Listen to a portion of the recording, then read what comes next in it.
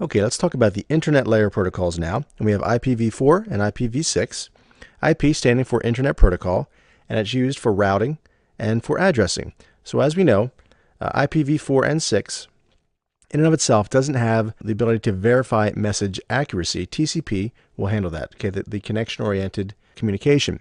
However, IPv4 and v6 have a little bit of a differentiation in how they handle security. IPv4 has no security built in. IPv6 has IPsec or IP security built in. All right, so one other thing to understand is the difference in the address itself. IPv4 is a 32-bit address, whereas IPv6 is a 128-bit address, so exponentially larger than IPv4.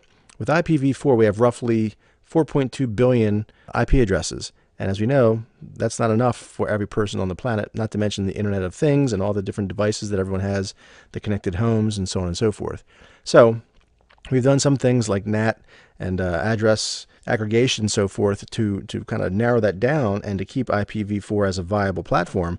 But eventually we're going to run out of IPv4 addresses. So IPv6 has been around for roughly about a decade. IPv4 for roughly give 30 or 40 years. Okay, in the late 60s, it was actually developed by the Department of Defense, or ARPANET. So IPv6, as we can see here, a much different addressing scheme, whereas IPv4 is dotted decimal, using just regular numbers that we can very easily memorize. IPv6 is all hex, so it's FE80:22:35, etc., etc. So it's not something that you're going to be able to memorize and kind of show off and say, hey, I know my IP address at home for my PC, my laptop, and my Xbox, or my PS3, or whatever, PS4, or whatever. You're not going to be able to memorize those things once we switch everything over to IPv6. However, IPv6 offers a number of advantages, such as built-in security, as I mentioned. It offers quality of service, connectivity, and routing simpler because the routers themselves won't have to have as many entries in the routing tables. You'll be able to automatically discover the neighbor addresses on a local area network. So a lot of the things that kind of take manual setup now with IP version 4 will be automatically discovered or automatically configured with IP version 6. Okay, the next Internet Layer protocol that I want to talk about is ICMP, or the Internet Control Message Protocol. And what this does is it provides reporting and maintenance.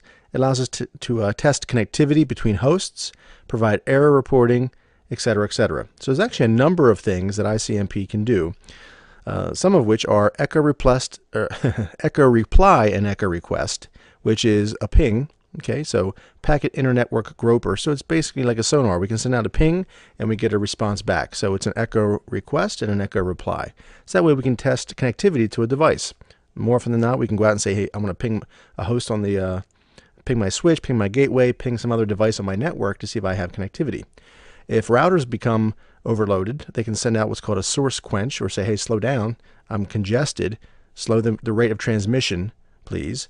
Router advertisement, reply, and solicitation. So basically they can say, hey, if you have two paths available, take this path instead of the other one. Destination unreachable, again, allows some feedback to say, I can't reach or I can't connect to the device that you're trying to reach, so that destination is unreachable. So again, it's testing connectivity.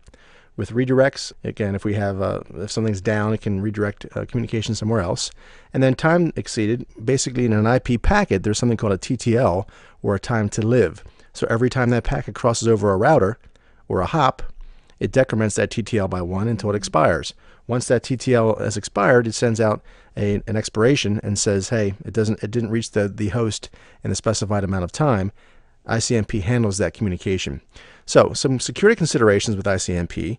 It can be used to detect the existence of a device, yes, but that's good for us, bad for the outside world, or bad for people on the outside world, I should say, because it allows them to then test connectivity of our edge devices. So they can ping our routers or ping devices on our public-facing points on the network, and they can tell that the device number 1 is there, and then they can start scanning that device and see what ports are available.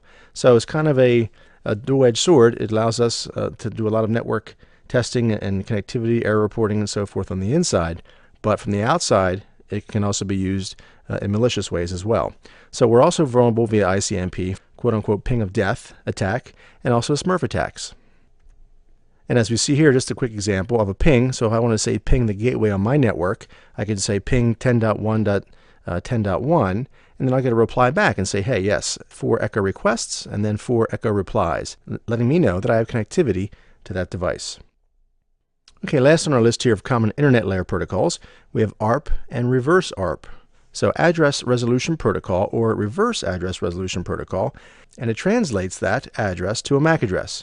Well, why does it do that? Well, because computers, again, we have a couple different layers of abstraction here. We have human-friendly names, human-friendly host names on our network, okay, PC1, PC2, etc., etc. For routing purposes, those human-friendly names or those NetBIOS names are translated to IP addresses. Okay, so computers communicate via IP address. But when we actually want to send information, it's going to do what's called an ARP, or an address resolution protocol. It will go out and ARP and say, hey, who owns this IP address? Whoever owns the IP address will say, hey, that's me, and reply back with its MAC address. And then the actual communication is sent from MAC address to a MAC address. So security considerations, there is no authentication, and it's vulnerable to ARP spoofing, also called ARP cache poisoning, and it can be used for man-in-the-middle attacks because, again, much like other attacks we've seen before, if you can poison that cache and say, hey, I know you're trying to ARP for this address, but actually go here instead, and we're able to inject a bogus or malicious address in there, we could direct traffic not to its original intended recipient, but to somewhere else. All right, and if we look here, we can see if I do an ARP-A, if I open up a command prompt and I just type ARP-A, it will show me what's in my ARP cache. And you can see 10.1.10.1 is the IP address, and then it will show me the physical address. And it's C4-04, etc., etc. So it shows me different devices that it knows about on my network, on my subnet, and then the corresponding MAC addresses. Now those things are dynamic, meaning they have a certain time to live in the ARP cache, and then after a while, they will basically fall out of the cache or be flushed. You can also physically go in and flush your ARP cache if you feel that maybe you have some bogus entries in there, or something is perhaps changed, but your ARP cache hasn't updated yet. You can manually flush that ARP cache.